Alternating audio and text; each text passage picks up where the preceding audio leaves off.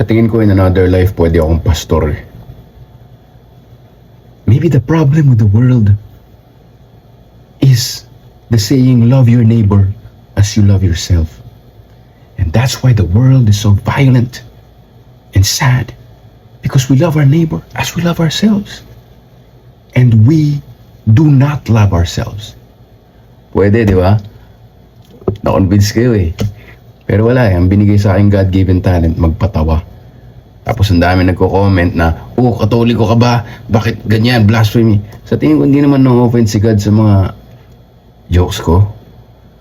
Kasi sabi nga sa parable of the talents, pag binigyan ka ng talent, dapat gamitin mo.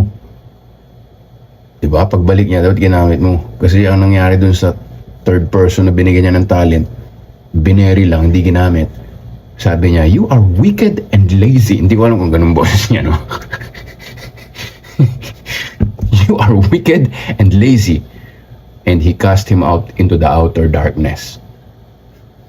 Kaya yung mga nagko-comment dyan na, oh, offended ako. You are wicked and lazy. Sama-sama tayo mag-accounting ng ligtas points. Saturday, April 26. Libis, Quezon City lang to.